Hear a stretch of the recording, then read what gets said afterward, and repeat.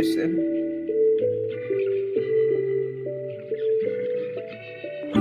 Why do I give a fuck? Why do I give a fuck? Why do I try so hard? Why do I care so much? Welcome to Why Do I Give a Fuck? A cross-cultural conversation between myself, Diane Tate, and Johanna Thompson. In these times of great struggle and possible shift, we ask ourselves, why do we give a fuck about any of it? How does the lens we see the world through impact what we see? And what do we do about it? What do we do about it, Diane? What do we do about it? I don't know what to do. We were just talking about that I didn't know. I don't know what to do. I don't know what to do. I need to learn. It's okay. It's all about having power, control, and dominion. This is what we were talking about in our previous episode, and the U.S. aggression to be able to get that. And, you know, what are some of the strategies that are being used to be able to get that power and dominion? The U.S. is particularly good. White ideology is particularly good about being able to do that. Having a common enemy. Right. It's like the only time that humanity comes together is when there's a common enemy. And you and I were talking just before we came on here about whether or not indigenous cultures move like that. You know, that is there the difference between, and I'm probably like greatly reducing the complexity, but maybe not, the difference between collective power and individualistic power. Mm-hmm. If we're thinking about the world and humanity as a collective, and we connect the earth to that collective, then we don't need to have power and dominance over somebody or something else, because we're in symbiotic flow. That's the goal. That's the North Star. That should be the core of our ideologies and our understanding, is that we do not have to be in competition. We do not have to have a common enemy. That's all. We can exist collectively because there's so much resource going on. We have to learn methods and mechanisms of being able to share that resource equitably amongst all of the people, and understand that people are so much more important than property. But U.S. ideology holds property as the value space rather than people as the value space. And how do we get to holding people as the value space? But technology is going to allow us to do that, because it's telling us that, you know, people don't matter. We're the problem. We're the ones that are like sucking all the resources of the earth anyway. Until we start to realize how we do that differently, because when it comes to the place where we have given technology all of our power, which we're doing, we were talking about how it's really even becoming harder to write, to remember how to spell things, to remember numbers, because we're so used to giving all of that power over to technology, some of like those human methods of like being able to communicate with one another. At the time that we're recording this, Verizon, one of the bigger phone carriers for those that are outside of the U.S., I'm sure Verizon operates all over the globe, but they had a huge outage the other day that was hours long, if not, you know, almost a full day, and everybody's phones were bricks. And I started thinking about it. I thought, you know, I need to write people's phone numbers down, because I don't remember anybody. I barely remember my own phone number, much less. And then I thought, well, all of those phone numbers go to cell phones. So if the grid goes down, none of those numbers are going to work. And then I started thinking, do I need to get a landline again? You know, because I haven't had a landline in forever, you know? And so, yeah, I mean, just thinking about power and the strategies that the people that are in power in our global society, how they function, and one of the things that we were a little bit touching on in the last episode and wanted to talk a little deeper dive on this one was the strategy of divide and conquer. Absolutely. Which is an age-old strategy. Mm-hmm. Oh yeah, it is as old as time in memoriam, right? And how we see it manifesting in very blatant ways, but then also in ways that sometimes, I don't know if this happens for you, but sometimes I find myself like not seeing the divide and conquer in the beginning. And then like when I start to dig into some of the layers, I'm like, oh, this is just divide and conquer. her. So, and I don't know if that's because of, the Well, I don't know, lens like, that I'm seeing things through or what, but if we're talking about like current events right now, like, in the last month, one of the premier hip hop artists, Nicki Minaj, went on stage with Turning Point USA. Turning Point and Mrs. Kirk. It was she was on stage. Yeah. Charlie Kirk's widow, and professed a lot of things that were not typical of the way that she used to communicate through her music, through her fan base. And a lot of people were very, very harmed. And the US responsiveness to that was that she's a foreigner, right? Now, so all of a sudden, like the acceptance that was granted to her previously, now because she's coming in opposition to a larger demographic of people who listen to her music and support her as a fan base, because there was harm, they were like, well, let's deport her, right? Which is then the common narrative of people who are at risk of being deported, even if they were US born, because of the color of their skin. Now there's like this thing like, well, no, this is an other, and we should get her out of here because she is not being aligned. And I thought that was really interesting, specifically because somebody who has such a powerful position in the entertainment industry to have this showing of alignment with ideologies that are harmful for a majority of the people existing in the US, and then having this conversation about deporting her when we're having an amplification of ICE raids on targeting everyone. So you're not safe whether you come from a different origin country or you come from the United States, or as your origin country, you're not safe at all. And so it's a very interesting conversation, specifically in the Black community, because now you have people who are US born and people who are Caribbean born saying Caribbeans are the problem. Caribbeans need to get out here, at the same time that you have US aggression in Caribbean waters.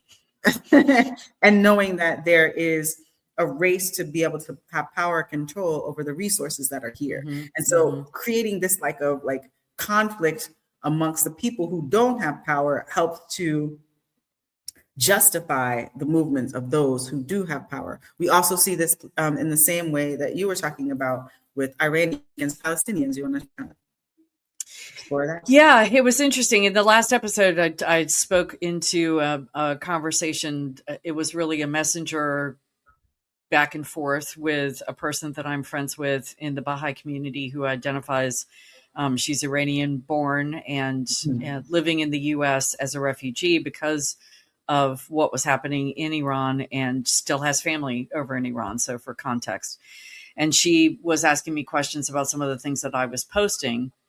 And when I was reading her responses and kind of reading between the lines, what I was finding interesting was that she expressed that the keffiyeh that I wear around my neck and in a lot of my images, my profile pictures, things like that, I've got my keffiyeh earrings on right now for those who are watching.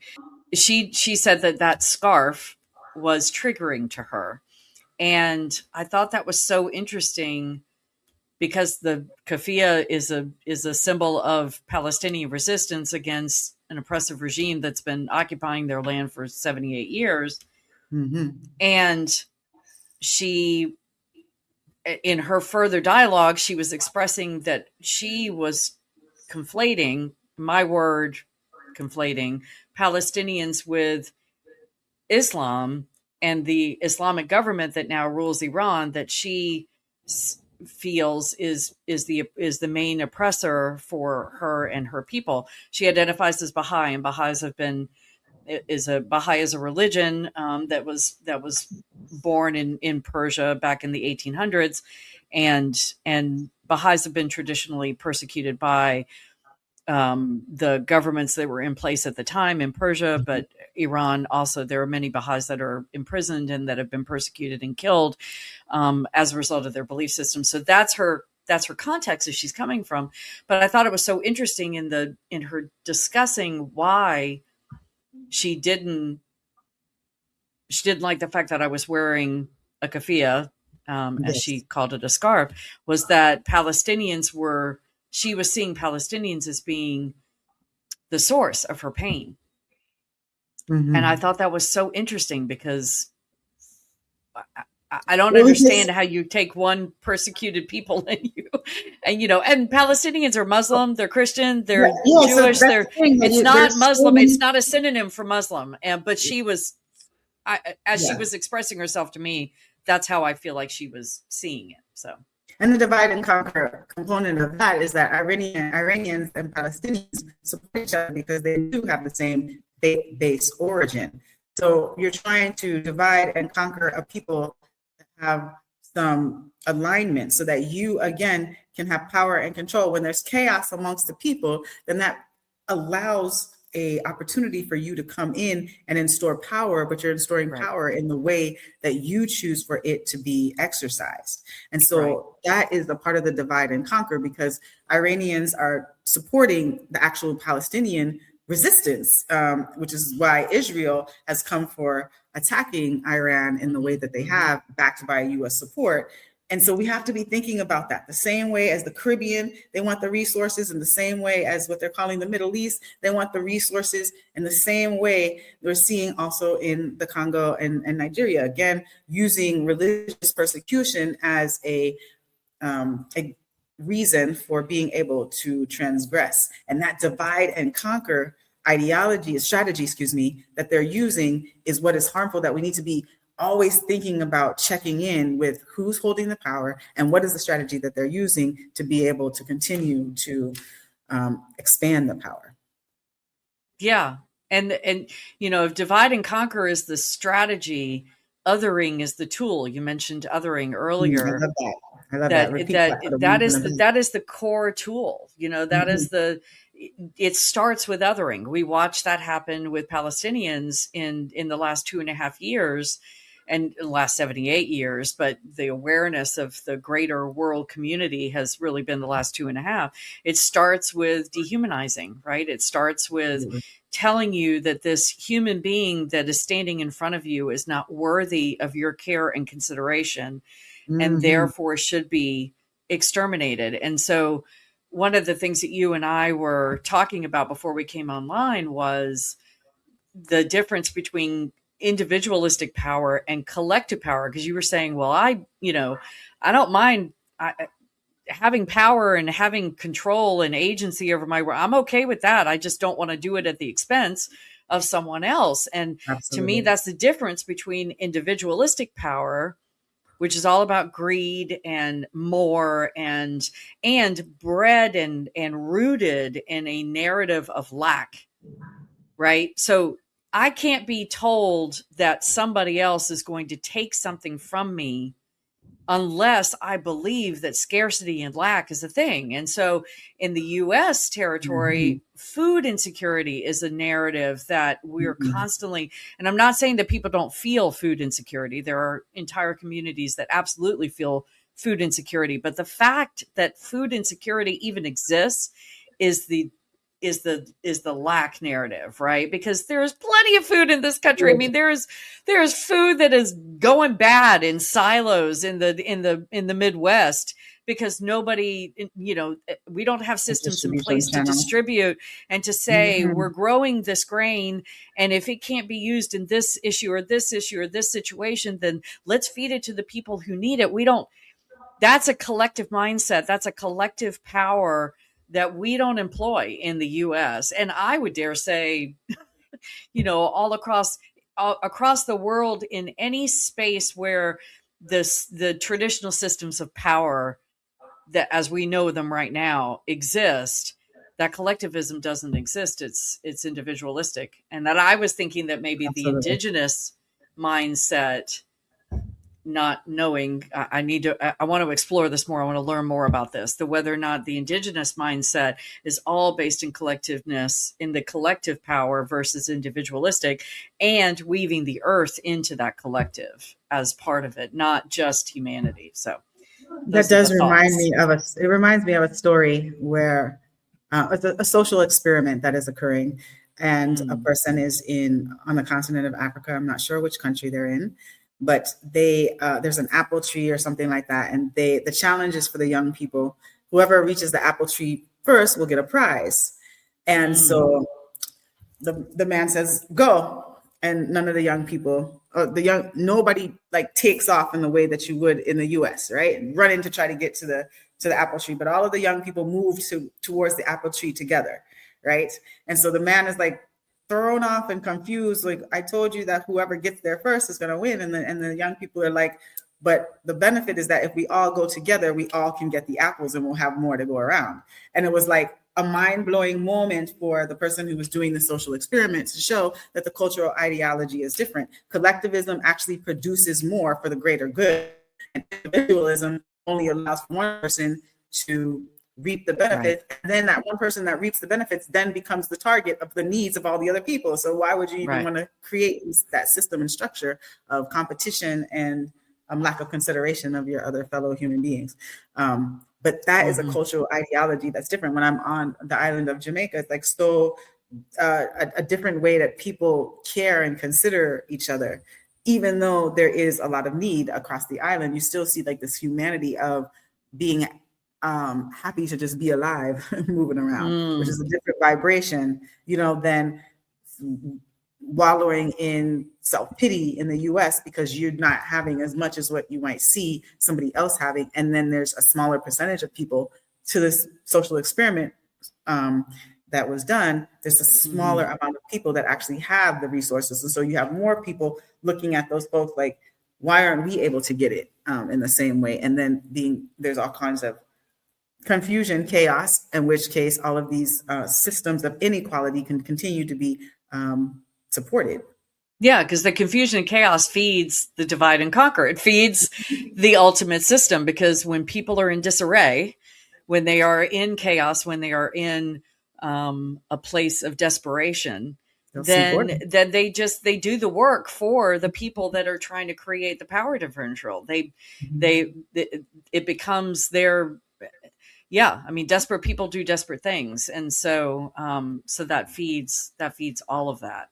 We were talking about how divide and conquer plays in the U.S. political system, and it's the foundation of our U.S. political system, and it's why we have a two-party system. And for those of you who are listening, I'm using air quotes because it is a two-party system, but it's a manufactured two-party system, right? And we go through this every time we have an election, especially when every 4 years in the U.S. we have our presidential election and our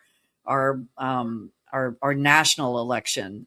There are other election cycles that happen at different year intervals, but for the presidential, it's every 4. And it's the time that a lot of people get involved. A lot of people don't get involved at the midterm level when it's just halfway through a presidential term. But that's all by design, right? And so every 4 years, when we head into a presidential election, there's always the question, who's going to be the third party candidate?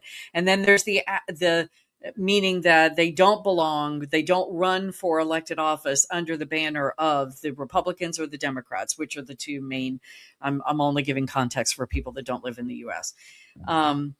And so, so there's always that question of who's going to be the third party candidate. And then becomes the arguing of that third party candidate is just a spoiler, just trying to split the vote and take the votes away from the main candidate that somewhat aligns ideologically with their mindset. And oh my God, every 4 years we go through this and playing democracy, because that's what it is. Playing democracy, right? Because we're not actually experiencing democracy. No, we're not. Under this current administration, is even less and less that we're having a democratic political process, which is interesting because I heard that you telling me that Donald Trump is trying to strip this political process even further down. Yeah, he floated the other day. It was during an interview with one of the major news outlets that, maybe I'll just cancel the midterms because they're not going to be legal anyway. They're going to be illegal, which, the people that are the offenders are always the ones that accuse. Anytime any person that is in any level of power is accusing someone else of doing something to them, it's just their way of gaslighting, but admitting to what they do. So he's sitting there saying the midterms are going to be illegal, so maybe I'll just cancel them, which is because the primary elections are also illegal because he rigged the system. So not just he, many of the people in power have rigged the system. So yeah, he floated the idea of canceling the midterms only because the polling is showing that, and this is classic again for people that don't live in the US. This is classic political theater. Every 2 years, we have elections for our members of House of Representatives and on a rolling cycle, because the senators are in there for 6 years, the House are in there for 2 years. So every 2 years we have House of Representatives that are running for reelect, and every 6 years we have senators, and they're on a rolling because there's 2 senators per state, and they don't typically run for election at the same time. It's one senator 1 year and one senator another. So that's how the system works. And so every 2 years we have House members running for reelect, and usually after the presidential election, the next midterm cycle in 2 years following that, there will be a shift in power usually. So the person that gets voted into the president, their first 2 years, they typically have more power than not. And then at the 2 year mark, that's going to flip. So that's why he's threatening or floating the idea. This is what our politicians do. They float ideas to see whether or not the public gloms onto it and whether or not it's appreciated or not. And so the we reason floated the idea. Important, though. So thank you for the explanation of that. But the reason that this is important is that since so many people are very unhappy with the current administration, during these midterm elections are the opportunities to flip who is in control of the seat. And when you flip who's in control of the seat, then that gives our Congress spaces and those who are shifting over in our Senate spaces, that gives them control over the House and the Senate. And that is how we make a balance of our power with the executive power, which is the president of the United States. Checks and balances. Right. Checks and balances. And so right now there is a lot of support. And to me, someone who is existing outside of the political, to me, the Democratic Party is being so conservative that they are mimicking so many things of the Republican ideology and the Republican process, again, because a lot more people than we understood are supporting Project 2025, which is more than 47%, I think. 47%. I haven't checked the tracker lately. I need to look up that website and check the tracker and see how far they've gotten. I can do that while you're talking if you want. And that's the blueprint for white supremacy. And I'm just going to name it and say it straight up, straight out. Yep.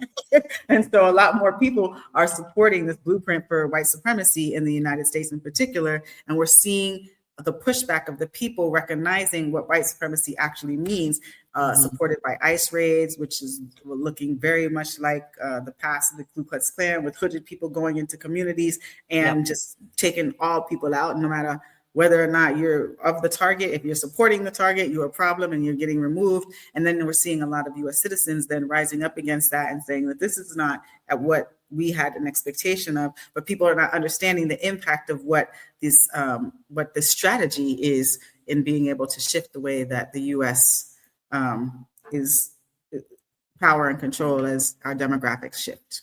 Right. I'm going to share screen real quick because I just looked up the Project 2025 tracker. Say that 3 times fast. And I'm going to add it to the stage here. So for those that are watching us and maybe those that are listening too, Project 2025 .observer/en is the website that allows you to track what the progress on Project 2025 is. And you can also look at specific pieces. I've just got it on the main page, but it's reflecting that we've got 51% of Project 2025's policy proposals have been enacted. And then you can see below that total objectives. There's a total of 320 total objectives that are being tracked by this tracker. There are 34 agencies involved in these agencies. total objectives. Yeah. And then it gives you a timeline of to the end of Trump's first term, or this term, because technically this is his second term, so he should not be able to run again, but we'll see. We've got 1,097 days left, 20 hours, 57 minutes left in his term. So, but you can also, when you say we'll see, what do you mean by that? There have been suggestions that he's never going to leave office. I mean, if he's able to cancel the midterm elections, which are supposed to happen this November, then technically he could cancel the presidential election that's supposed to happen, 3 years from now. So there have been, I personally, I don't think he's going to live that long, quite honestly. And not that I'm suggesting that somebody is going to take him out. I don't think physically he's going to live that long. There's a lot of medical experts out there that believe he's got frontal temporal dementia, and that his body systems are already starting to shut down. We're seeing a lot of bruising on his hands, which is classic for sites where they get infusions to try to slow down the dementia. So I'm not suggesting that anybody's going to take him out. I think nature's going to take him out. So, but yeah, that's what I mean by he's supposed to have 1,097 days left, but we'll see. So yes, and 1,097 days is a lot of days. It's a lot of time. It's a lot of time to be dealing with all of the things that we've been experiencing under this administration that is harmful to a lot of people. And so it's for us to be on our toes, to remain on our toes, to remain vigilant about like checking in with what the impacts are to you and to your community, for sure. Yeah, absolutely. And I also want to speak into, we were just talking about the two-party system being that divide and conquer foundation, that structure. Yeah. But I also want to speak into, because we touched on this a little before we went live, what it could look like to not be locked into that, right? So being locked into the two-party system, which is just a tool of the divide and conquer. That if we were allowed, and I'm going to say allow because right now our structure does not allow for more than what we've got. If we were allowed to have more parties, more people running under other banners, which other countries do, other democracies do, and we see a little whisper of it every 4 years during the presidential where there's a Green Party candidate or a independent party candidate. If we were actually able to have those other candidates from other parties running at the same time, and we did not have only the two parties that dominated money and control. Right now we don't have primaries that are anything other than Democratic and Republican. And in any state that does not have an open primary, if you're not a registered Democrat or a registered Republican, you can't vote in the primaries. So even if you might be registered independent, there is no independent primary. So that's just a whisper of like why this doesn't work. But if it did, we would have open primaries that anybody could vote for any of the elected officials under any of the categories that they may want to be running under. And we could have ranked choice voting, which some states have. California has ranked choice. Have you ever taken part in the ranked choice voting in California? I know you used to live there, but I don't know how long ago it was. Yeah, I haven't lived there since 2009, but I am not sure what you mean by ranked choice. So ranked choice voting is typically when someone goes into the polling place, when they don't have this option, you have a ballot that has this person or this person. Everybody that's running for that seat is listed, and you only can vote for one person. You can only fill in one box. If you're doing ranked choice voting, you can rank your choices. This person, I like this person first. I like that person second. I like that person third. And it gives you a better understanding of who you're voting for, and the results are tiered. So it's not just one person takes all, they're tiered. And then there can be runoff situations between the tiers. So you can get to a better understanding. So the person that wins actually really wins because of the collective voting comes together, and they disseminate who is the person that the bulk of the people want. Sorry, just hit my mic. So that's how ranked choice voting can help whittle down, and it's not just winner takes all from you can only vote for one person. So the New York voting, New York, and I'll make this point and then I'm sorry to interrupt you. The New York voting, when they voted for mayor, they did ranked choice voting. And so that's why you heard a lot of people, if you were listening to the chatter around Zohran Mamdani running for mayor, they were saying, don't vote for Cuomo at all. Don't rank him at all, because it was ranked choice voting in the primary, and they wanted the bulk of the voters to vote for Zohran. So they were encouraging people to not even rank Cuomo. Don't even place him in the list. So that would be another way. That was a victory for people power in New York, having the mayor. Oh, it was huge. The history of New York is like a majorly huge thing. And so it actually is a wonderful demonstration of what people power looks like. Yes. That is very, very, very important to make sure that we amplify the spaces and the places where we see people power actually winning. And the other thing I'll offer to get us out of the two party is the money. Getting the money out of, because money is the dominant force in our elections. And because people can put so much money into elections, they can tip the scales. And gerrymandering is another thing that, that tips the scales. But so the power of the people is divine. But that's why they're working so hard to make it look like the people have no power. So yes. And we have to stop doing this divide and conquer component of what is happening, because redistricting is another part of a divide and conquer, and trying to coalesce people power and all of that kind of thing. So we know what the strategies are. Now we just have to be in the energy of dismantling. Yeah.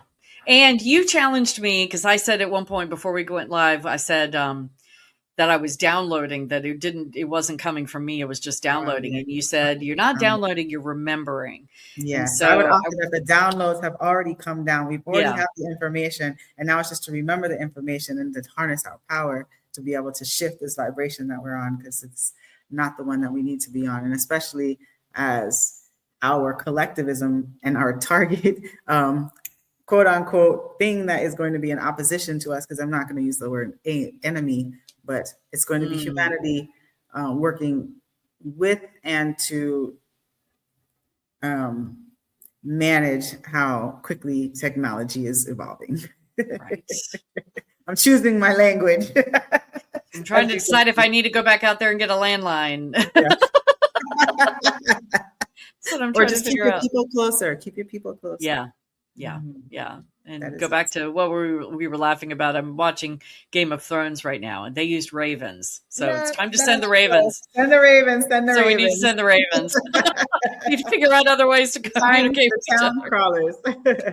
All right. So until next time, sending ravens out. Yep. Send the ravens out. All right, my friend. I will see you at our next one. Bye, everybody.